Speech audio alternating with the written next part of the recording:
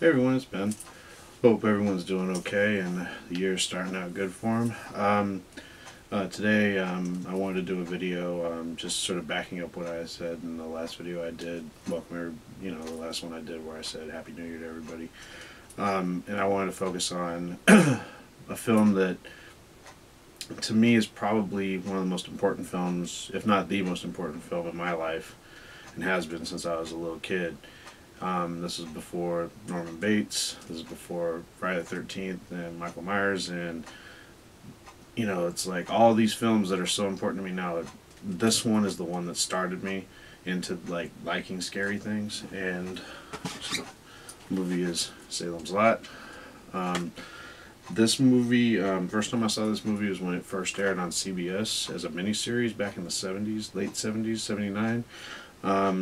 It was my grandmother who actually told my mom about it because she had seen the first part, which had aired on a Saturday evening, and then the second part aired the following Saturday.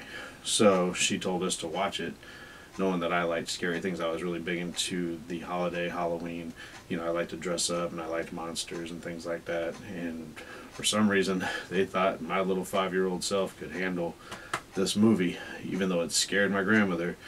And I have to say that no film in my lifetime has scared me as much as this film scared me when I saw it, because I was 5 years old and I had never seen. And in this movie, there's little kids that are turning into vampires. That scared the shit out of me as a kid. And I remember watching it with my mom in our little condo, and I was so scared that I wouldn't even get up to go to the bathroom. It scared me so much I wouldn't even get up watching the movie to walk down our hall to go to the bathroom. That's how scary this movie was to me as a kid. I don't know if a lot of people in this generation know about it, because it's not really like it's more of a cult film now.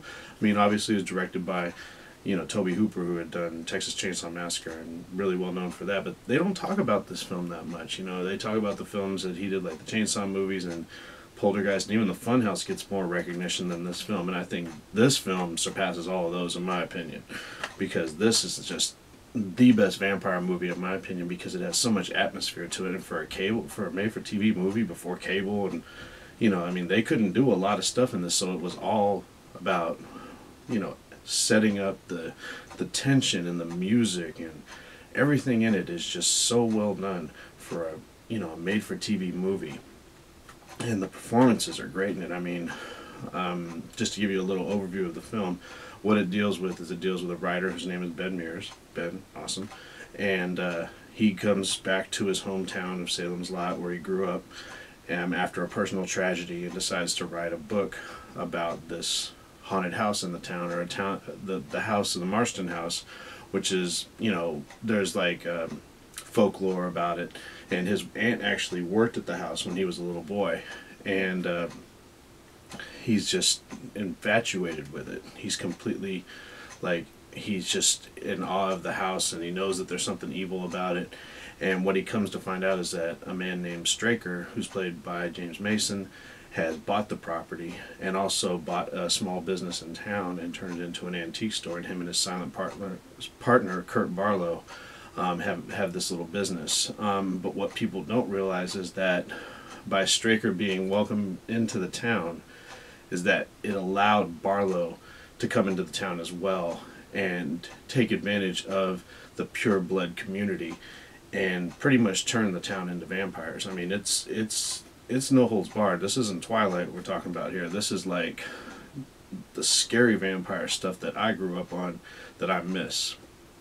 And this film is scary, and Kurt Barlow is played by Reggie Nalder, and the makeup is a Nosferatu makeup, and it is like nightmare inducing. Still to this day, I still think it's one of the scariest vampires ever. It knocks down everything else I've ever seen. So if you have not seen this film, please do yourself a favor. I mean, it's really reasonable to buy it, and even to rent it. I'm sure it's like not too much money, but it is worth sitting through it. Very good performances. Like I said, it's one of my favorite movies of all time, and it has a special place in my heart, which is sort of odd because what it represents. It was a scary film, but before, the internet and IMDb and all this stuff, I was always just wondering where they shot the film at, because I wanted to know more about the town and everything about it. And what I came to find out was it was shot in California. Even though it's supposed to take place in Maine, it was actually shot in a small town up the coast from where I am, because I'm in the Bay Area. And it was shot in a town called Ferndale, which is in Humboldt County. It's right outside of Eureka. It's a small little dairy town. And I sort of came upon the town by fluke when I was a kid. My family had gone on vacation in Eureka. We happened to come back, when we were leaving Eureka, and we drove through Ferndale, and I was looking at it, and by that time I had seen Salem's Lot probably 100 times, and I'm looking around going, I know this town. I know this looks familiar. And then I find out, like, maybe 10 years later that I was right, and it was Salem's Lot. It was where they shot Salem's Lot.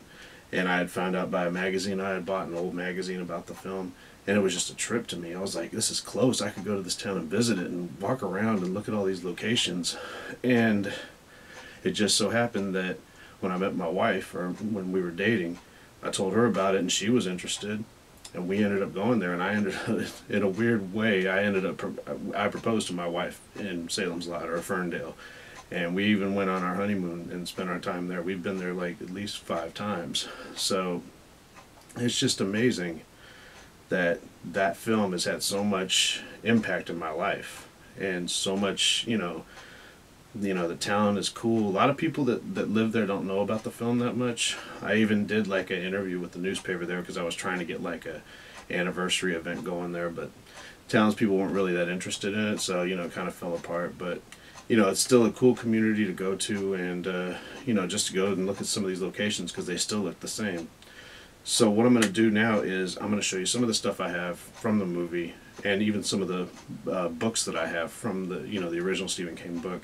And then what I'm going to do is show a slideshow of scenes from the movie, or like images from the movie, and then pictures that I took when I was there. So